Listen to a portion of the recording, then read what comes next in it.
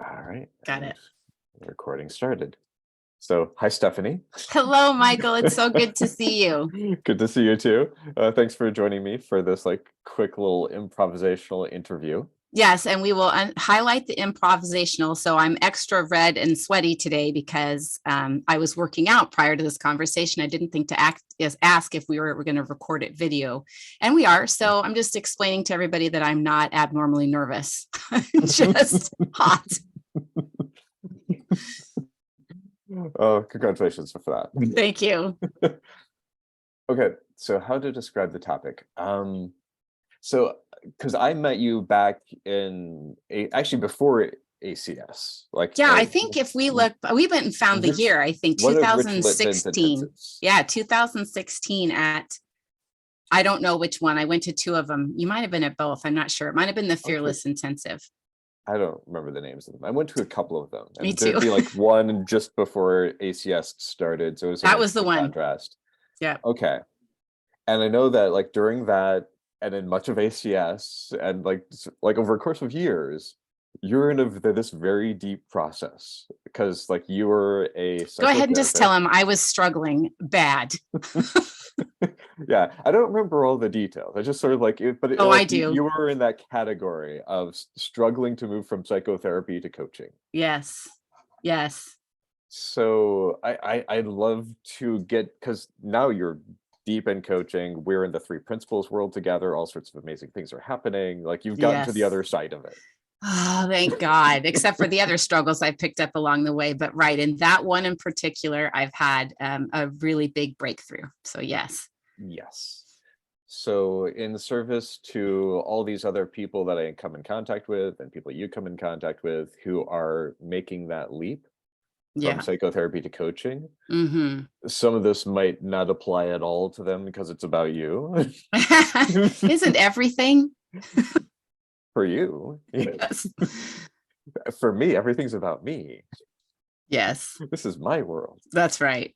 No, I get that because I would never come on here and say this is the way, like some Mandalorian who I love, by the way, but I would if there's anything that anybody could glean from my absolutely crooked path to getting from psychotherapy to coaching exclusively, I'm happy to share. And I think definitely there are smoother, quicker ways to do it than me, but I learned a lot during the way around my courage, around money mentality, around sunken costs. I learned so much. So I'm happy to share, again, just from my viewpoint, and some of it may be helpful and some of it may be avoid this at all costs. Yeah, there might be a lot of potential accidental value. Right, sure. I'm happy to provide that. And I just realized that because it was so difficult for you, that extra qualifies you to know a lot about what might get in other people's ways. Sure. Absolutely. Just I did a ton of ACS and figure out the coaching business and just struggled in all sorts of ways with that, which is why I teach a lot of coaches now. Yeah. Okay, so you, first a little bit, how long were you a psychotherapist? How much were you in that world? Yeah, well, okay, so this is where I was kind of a funny little mix. So I got my master's degree in systems counseling. And so I was, and did my clinical hours. And so I was, when I graduated, fully set up and ready to become a licensed mental health counselor. But I already had aversions to that. So actually, when I hung out my shingle, I did it as a coach only. Okay. But at that point, it was really more of, I had just had two small children and I was wanting to do it some and not, I didn't have my full head in the game, right? This was a way to have my adult professional self exercised and be a full-time parent at the same time. So I think for me, it just coaching felt light and easy. And I was already very future focused anyway. So it's funny, I came out the chute that way. But then when it was time to get quote unquote serious, I picked up my license and, entered into supervision, did all of the things and, had my stuff out on Psychology Today. And I was very successful. Now, that being said, so right out the way, out the chute, I did not ever take insurance. So the one thing I knew for sure and this was just my way, I did not want to tangle with insurance. I didn't like diagnosing people. I mean, most of my clients, unless it required something else, all had adjustment disorder. I gave them the lightest, diagnoses that I could. And then I did a super bill where I'll give them, they pay me directly, I'll give them the bill, and then they can seek reimbursement. So, because I know a lot of therapists can get really dependent on the insurance system. And then that becomes like, I'll never get clients who will pay me then. And I just want to let you know that there are lots of people that can pay you directly, and then they take on the administrative hassle of getting reimbursed. So I would say step one, just make that change. They're still getting the same, service. They're just taking the administrative piece, taking it on. So anyway, picked up my license. So I did that I was a coach for about 3 years exclusively. And then I picked up my license as a therapist, and I did kind of a combo of both coaching clients and therapy clients. And it was wildly confusing because where do you draw the line? Who's coaching? Who's therapy? So I stayed in a world of kind of confusion, probably confusing my clients from time to time, for probably 7 years and doing some organizational work. And that made it easy because as soon as I did the organizational work, that was clear. That was coaching, right? But then I'd get clients from organizations within like, well, I'm having marital trouble. Can I talk about that? So I just spent 7 years being really confused. And then I got into the Prosperous Coach. I read it in one sitting, laying by the side of a river. I sunburnt myself like crazy because I knew there was an answer for me in that way of thinking about how I did my business and moving out of a therapeutic model into a coaching model. So, and I've been doing that now for, it was 2016, 17. So I don't know, what is that, six years? So what was, what was the underlying confusion or the question that kept you bouncing back and forth and sort of not being clear about coaching or therapy? It was two things. I had a fear that without my license and the letters behind my name, I would lose credibility, right? That my credibility was in my accreditation. And so that was the first fear. The other fear was liability. So when you come up out of I think therapeutic education, getting your master's in psychology, you take that course on ethics, right? And of course you want to be ethical, but they honestly, it's very frightening about liability and being sued. And so you come from a fear-based creation in your business. How do I protect myself, right? So I'd have two different contracts. I had my therapy disclosures, and then I had my coaching contract. And that's where I would confuse people because there was language in each saying, this is not coaching, this is not therapy. But in the end, it was just a conversation. So I don't know, did I answer that? It was confusing. It's even confusing for me to describe in the past, Yeah. And were people coming to you for either coaching or therapy? Like, I get that you're confused, but did they have an idea coming in? So that is interesting. So it was really depending on how I was referred. So if they came through organizational work and they found out I had my license in therapy, some would come through a coaching modality. If they found me on Psychology Today, they came solely looking for therapy. Mm-hmm. And then there was also this other third group of like, I don't care what you are, I hear you're helpful. Which I completely ignored when I got really afraid, by the way. They're obviously crazy. You shouldn't talk to those people. Correct. They were not a demographic to be measured at all. But I was blind to it, when you're afraid of your income. And it was a total blind spot. Yeah. So what was the aha when you read Prosperous Coach? Like, what was different? It was actually, it's funny. Well, there was a moment, I can tell you the moment at the Rich Litvin event where my mind exploded. But the book was, it was really suggesting something different. So when I was reading that book, I was charging clients by the hour, and they had no agreement for longevity, right? So at the end of each session, it was literally the question of, would you like to meet again next week? Or me saying like, hey, I think it'd be a good idea if we meet weekly or bi-weekly, where I would make a suggestion, right? So that's just a therapeutic model. But this was talking about engagements and being really clear about the outcome, and then, working to the outcome. So when I went to the Rich Litvin event, there was two things I noticed. One, half the room was male by 50%. And I don't know if you remember, they lined us up. So this is one I don't know if you were at or not. They lined us across from each other, male, female, and there was one extra person. So I don't know if you've hung out in therapeutic rooms, but it's heavily female.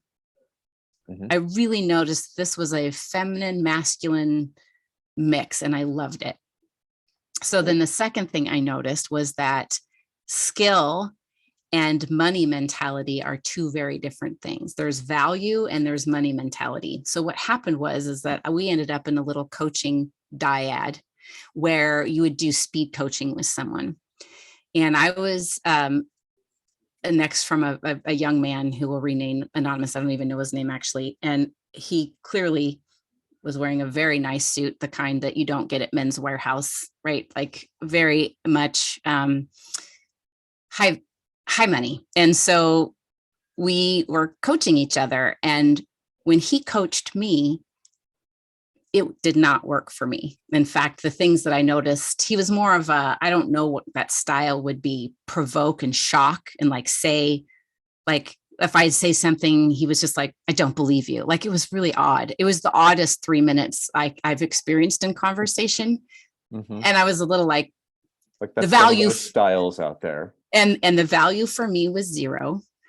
And then what he wanted to be coached on was that he'd lowered his rates to $15,000 for 6 months with this client. And he was kind of beating himself up over getting off of his normal price and lowering it. My head exploded in that moment around value versus money mindset, because clearly this was a young man who had money mindset figured out for himself. Now, again, very subjective. I think there could have been something to be said about the value that he provided. However, I really got that these were two very different things, and that I had a lot of fear in my money mentality. And whatever this young man had around confidence of rates, I wanted. And I was going to do everything that I could to figure that out. Because I don't have a lot of, doesn't mean I don't have some insecurity, but I don't have a lot of question around value for what I provide in transformational conversation. So I saw the gap. Did that make sense? Yeah. And also my guess is that there's a certain money mentality that is fostered within psychotherapy, in contrast with different ways that money mentality can be fostered within coaching, which is probably a bit more random depending on what communities you're in. I mean, I think so too. You get very used to, well, one, if you're accepting insurance, right, you're used to a fraction of what you would get from a cash pay client, and so, right. I mean, I think, 180 to 250 per hour is the going rate here in the Seattle area. And right, if you're someone then like me, who then I don't even know what an hourly rate is for me, because we coach to an outcome and then we do the work, whatever is needed to get there.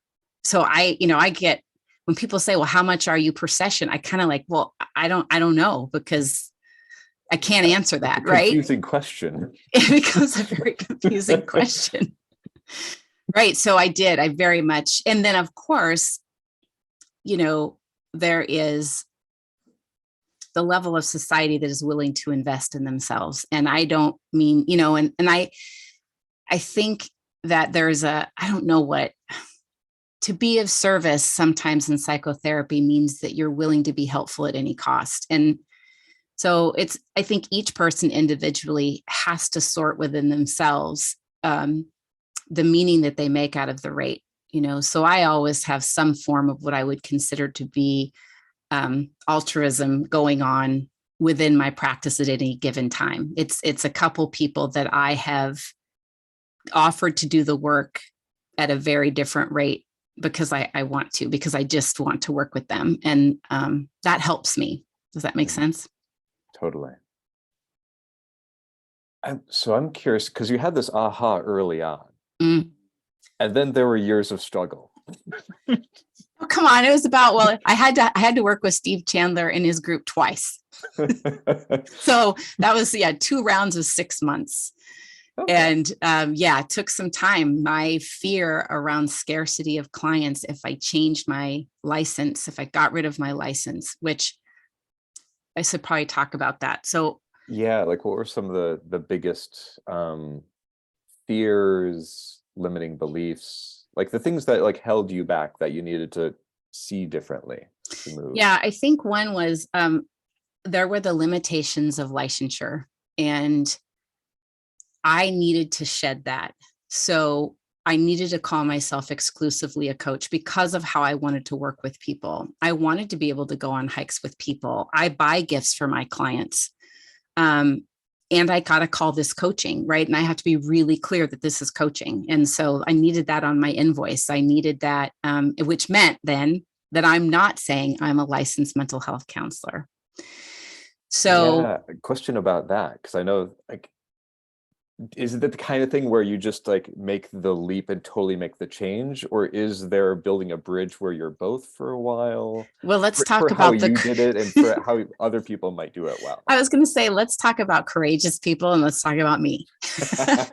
So, right. No, I had a moment where I was talking with Melissa. Actually, we were in Nashville, and there was this, do I get rid of my license? Do I not? Do I, don't I? And she did the coin flip thing with me where it was like, well, heads you do, tails you don't. And it came up to tails, which is no, you don't get rid of your license. And as that lovely exercise always does, revealed to me the truth. I felt disappointment. I wished it was heads, right? Clear, got my answer. So what I did is, because I am not one who does well with risk, I took my license and I basically said, I'm going to put this under the carpet for a year. So I hid it. I still had it. I had my accreditation. I still did my continuing education hours. I still continued supervision. And I didn't tell anybody that I had it. And I guess I needed to do that to prove to myself that I wouldn't lose, because I just pull it out anytime I wanted. And so I did that, and I felt safe that way. And it gave me a way to even talk to the current clients, because I had a lot of current clients that were seeing me as in a therapeutic agreement that I was their therapist. And I needed, for my own liability, to change the language that I am now moving into coaching. And so it kind of also gave me a year to end with people who I'd seen for a really long time. And that actually, I think, in all of this conversation was the more tender, harder thing. There were people that I had to say goodbye to because they weren't going to transition into the new model for reasons that made sense.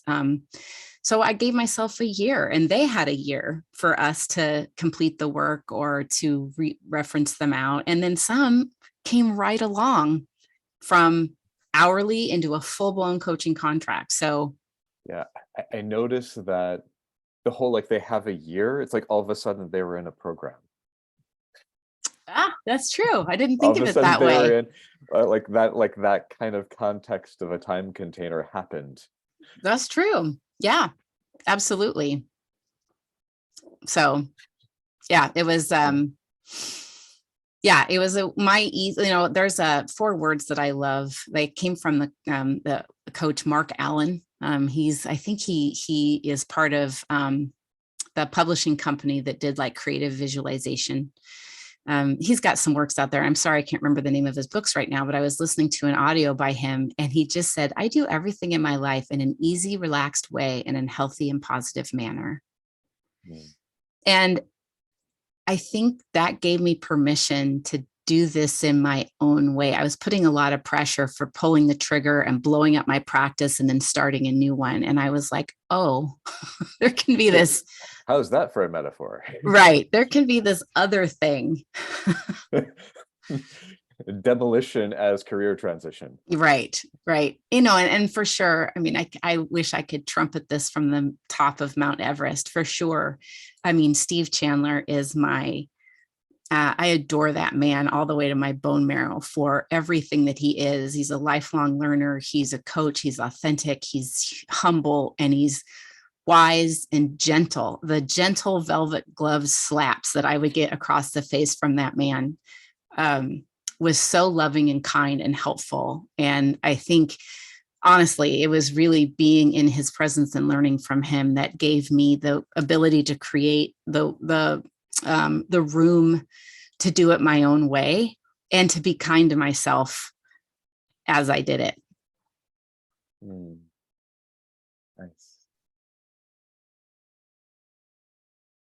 In the transition from like psychotherapy to coaching, I'm also curious, like, what were some of the missing skills? Like, what were some things that you needed to learn as you transitioned over?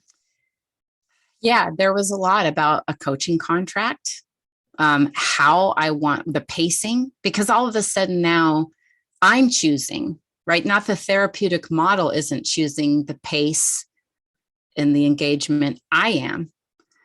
And so I have, if you look behind me, I have a total, like, I don't know what you'd call it, a battlefield of tried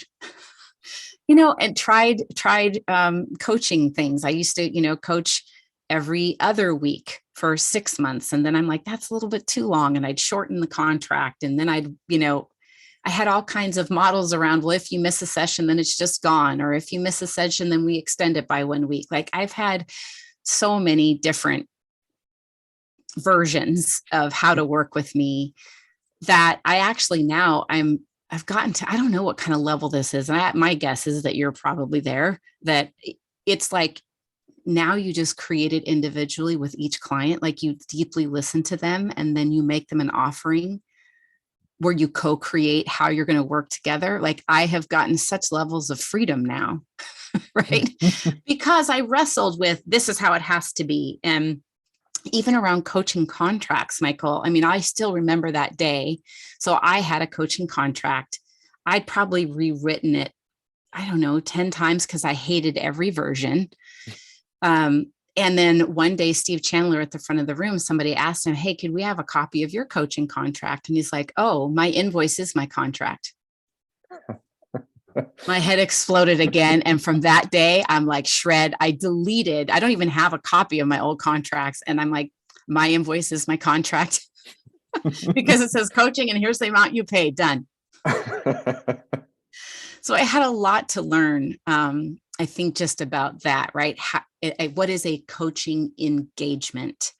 And there was a little bit about, because now people weren't coming. So when you come to a therapist, there's not a lot of assessment for fit, right? I mean, you just kind of pick one. And certainly now, because there's so few that have openings in their client list. So it's just assumed you're going to work together. Well, all of a sudden now I wanted people to profoundly choose me. So I really had to learn how to have a conversation up front where it's that deep dive into what they're looking for, and then get comfortable with that, maybe a yes, no, or a maybe. And,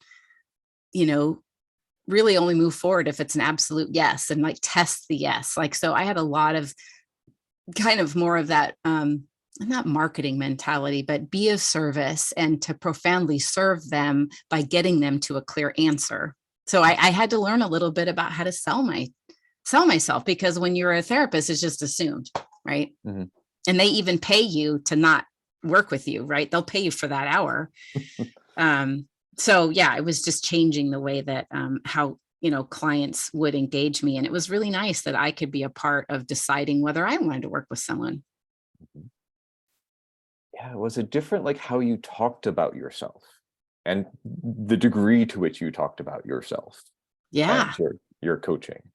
Yeah, I had to be able to tell a story, right? I really needed to tell a story about other clients' success, and be able to build into a conversation the foundations of what I believe to be true about what transformation is. And I just had never done that before. It's almost like blindly, okay, let's go and see how this goes. I'll do my best, versus up front, I had to say, you know, this is how I see transformation could be possible for you. And I had to learn to do that. So I started having, I very much am still to this day of the model. I'll talk to absolutely anybody on the planet for an hour and a half to 2 hours. I don't care who you are. If you're interested in having a different experience in life, even if for sure, you can't hire me, I'll talk to you anyway, because I love that. And I will give everybody resources, books and videos. And that's really the only marketing I've ever done, because I can't be in psychology today anymore because I don't have my, my license. So this is how I market. Mm-hmm. Yeah. Anything more that you want to say about like how it's probably different, like how you found people when you made the transition? Like how did it change how you were meeting people when you made the transition? And also, like, how has that changed over time? Yeah, I think there's something about coaching for me where I was so much more willing to tell a room that's what I did for a living. Because sometimes when you do therapy, you got to be careful, because like you'll be at like a kid's football event and then you'll tell someone you're a therapist, or like, ooh, not talking to you, or they'll make some joke about get out of my head, or God forbid, you're like a little bit like doctors get, you're like, oh, hey, I got this mole here. Will you check it out? So I would get these like, hey, I'm really having a struggle with my daughter, and you'll talk about mental health issues and you're just not prepared. Right. So I would kind of hold back sometimes what I do. But there was something about coaching, because I always loved talking about the future and helping people create the future, that I loved telling people that I was a coach. This is the funny part though, Michael, but what I didn't love was watching the shield come down when they heard the coach and I'd lose their respect. So I didn't get that when I was a therapist, by the way. There was always the, ooh, you're either, you're going to get in my head, or let me tell you about my problems. But I think my ego kind of dug, because it was clout of some kind, where you go and say you're a coach. They're either like, oh, you mean like, they go to the guy, Phil, Dr. Phil. They're like, oh, Dr. Phil, or, oh, like, Tony Robbins. Right. And I think that there was this fear of like, I'd be in this category of professionals. Anybody can be a coach, right? Anybody can just decide they're a coach. And so there was an ego that I needed to get rid of that made that matter, because it doesn't matter, but now I love telling people I'm a coach. Awesome. Any other like major surprises in the transition? Like things you didn't expect. Yeah, well, yes. Here's going to sound, I mean, it's very lovingly. I didn't know, or if you're considering this, you don't know a damn thing about what will or won't happen. I had so many stories about clients wouldn't invest in me, or clients wouldn't transition from my therapy clients to a coaching client. I mean, I had some that, exponentially changed their investment and worked with me differently. They were willing to go with me. And I realized I went from thinking, my clients are only in a few places to I have clients everywhere in the human race. So my head really expanded. And now this is before COVID, right? So I know psychotherapy has done immense amounts to be on telehealth, and they can do virtual. But back when I was transitioning, with my license, I could not see a client who went to California. I'm in Washington. I couldn't work with them. It was now outside of the licensure. So you'd have to get rid of them. And so it opened up my world to the whole world is my client. You can be anywhere in the world. And so now I know that that's more available. I think, I don't know, I'm not up on psychotherapy and how they've worked that with COVID, but I realize my clients are everywhere. And to this day, I have not niched down. I've been told that that's helpful, but I truly, if anybody wants to have a different experience in life, I will coach you. And I think the psychotherapy, what I do love about having it is that it gives me breadth and depth. Like there's no symptom that anybody can have that will rattle me, from a suicidal thought to an eating disorder. Now, it doesn't mean that there might be additional support that they need, so, but it doesn't scare me. Like it's almost like I ground down when I hear somebody has a symptom that is challenging. It doesn't frighten me. And I appreciate my licensure and my depth for that. So it's like there's more to me than just being able to talk about the future, if that makes sense. Yeah. Well, and I realized, I don't know if this is controversial, but here's a line in the sand that I'm sad by. And it's like, for every phenomenal therapist that I know, there's a huge line in the sand between what therapy and coaching is. And the same for every phenomenal coach that I know. Sometimes there can be this really humongous demarcation, like, if they mention the past, you got to push them back to coaching. And I guess it's like helping the human being is more gray lined than that. Like I tell coaches, don't be afraid of the past. And I tell therapists, don't be afraid to coach them. Like, I don't know, like, I think my heart wishes there wasn't such a line between these two industries. And I know because of our litigious society and, liability, that line has to be there, but it's really fear-based. And I think it fails to serve individuals. But there's my controversial piece for the day, Michael. Awesome. Thank you for that.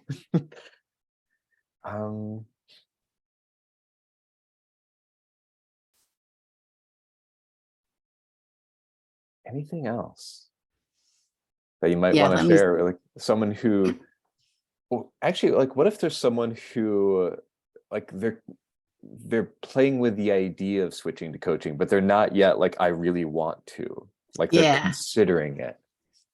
I would say, well, one, there is a bit of a difference between psychotherapy and coaching. And I think go and research coaching, because coaching's beautiful for its questions.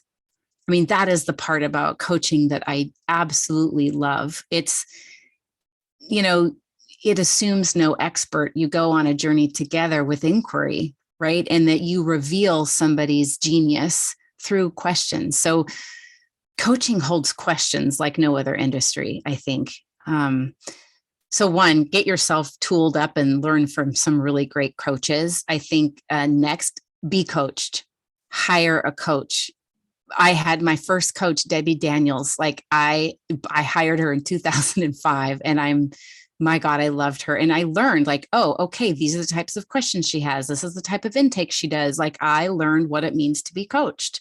So I think that is absolutely critical. I have a lot to say about, coaches who've never been a client. Like, I don't know. Again, say more.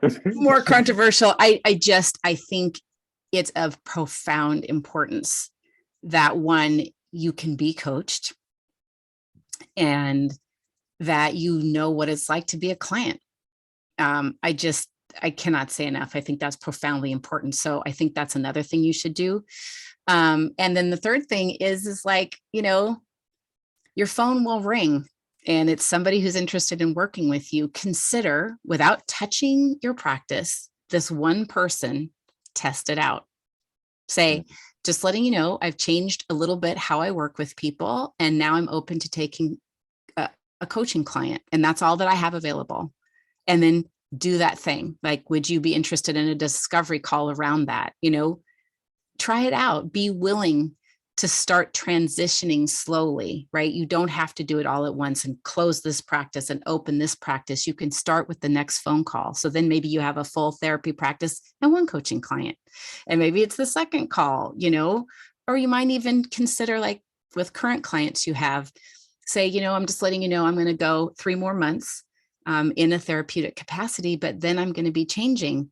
And we won't talk about that now. We're going to continue with the treatment plan. But at the end, if you're open to having a conversation about working with me in a coaching capacity, I'd really love to tell you about it. And so that's kind of the Stephanie Hardwick's easy and relaxed way to do it. Nice. But yeah, for sure, look into coaches and and be coached. Yeah. Like if you're going to go into coaching, actually be on board with coaching. For sure. Not because it looks nice over there. Right.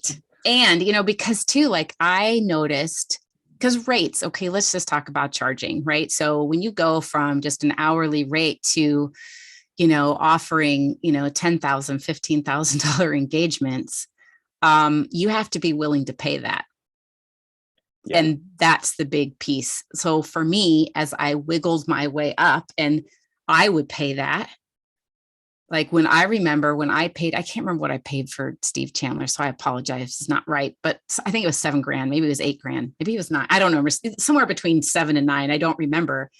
The second I hit that button and I paid it, I suddenly had the courage to charge it because I know how it felt to hover your finger over that click, And I think that that's profoundly important, that I know that, it's a big deal to invest in yourself in that way. And it feels risky and it feels exciting and scary. And, so I think that that's also very important, that what it's like to pay what you charge. Yeah. And also like just being a client at a higher and a higher level. Yes. Just also just starting to move into the territory of just like what it means to be growing into higher levels of a coaching business. Right. But yeah, well beyond the paying per session. Yeah. Yes. Gosh, absolutely. It's funny. I just got asked by an organization if I would kind of just be a body in a room at an engagement and what would my daily rate be. And I was back to like elementary school again, like, oh, here we go. I don't know. Like, because I have more of the full engagement. I don't have like any type of, I think I even used the word, like, here's the amount I'll do for the day, but don't know that that's some type of calculable, thing that you can then extrapolate out what more work would look like. Like, and it's just, it doesn't represent value. It's just like it confuses and betrays the value of coaching. Right. And sometimes it's necessary just in order to figure something out logistically. Like, okay, we have you for a day. What do we pay you? Right. And yes. So I become a beginner again, too, when I get asked questions like that. And so it's all new. And I think what I love about coaching so much is that it morphs and changes all the time. Like, just like you mentioned, we're friends in the 3 principles world. I mean, that understanding who I got from Steve Chandler and his community, it changed how I coached. It changed how I worked with people, because income intensives now that I work, and I'm still changing. And I love that I don't have no idea where my practice will be 5 years from now. And it will take moments. Like, I used to go into organizations a lot, and that's what I was really good at. And then there was a while I'm like, oh, now I'm morphing into couples. And now I'm moving into helping high net worth clients around navigating wealth and wealth transition. And it's like, oh, is this where we're going now? And you get to become a coach in really exciting and fun areas, because it's like endless, the topics. And you can, I don't know. It's just not knowing where it's going. Yeah. Best career in the world. It is. And if in there, by the way, if anybody wants an elevator speech around coaching, I will get asked, oh, what is it that you do? And I said, I love it when people ask me, because I have to tell you, I am absolutely in love with my job, and I will try the best I can to only tell you in 2 minutes what I do. But if I talk too long, you can stop. But I love my job. I get to coach amazing people. And, that creates interest and helps me, being an extrovert, limit myself so that I don't talk too long. Do you actually set a timer? I know I should. Count on your fingers. Well, awesome. Anything else? Like, gosh, you want these people to know who are like making this leap from psychotherapy to coaching, and the possibilities, the challenges, the no, I mean, myths. I guess I would just point people. I would just point in two directions. If you are really considering changing your practice, every single thing that Steve Chandler has produced, said, written, done in video, sleep it, drink it, eat it, learn from that man, because he gets it, right? So much of his examples in his books are through the lens of how to create a really good coaching practice.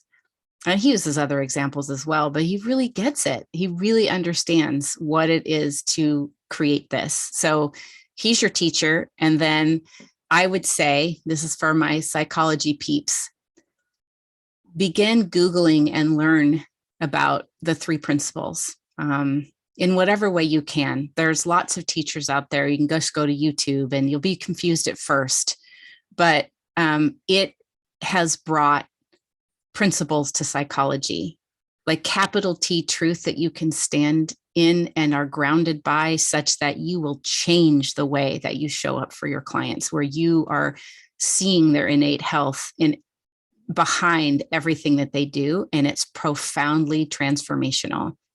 So those two things. I would echo that as well. Like the principles for me has been like the game changer for what I do within coaching. Yes. Just as Steve Chandler was the game changer for coaching business. Yes. Those two things are absolute magic. Mm-hmm. Awesome. Oh, this is so fun. Thank you for asking me, Michael. I had, when you brought this up, I realized it took me like 2 days to text you back, but I was like, yes, absolutely. I said, that sounds like a world of fun. That's what I said out loud. I remember when you said that, let's do this conversation. And it's just a world of fun. Yeah. Thank you so much. This has been a blast. Oh my God. Thank you. You're welcome. Stop the recording.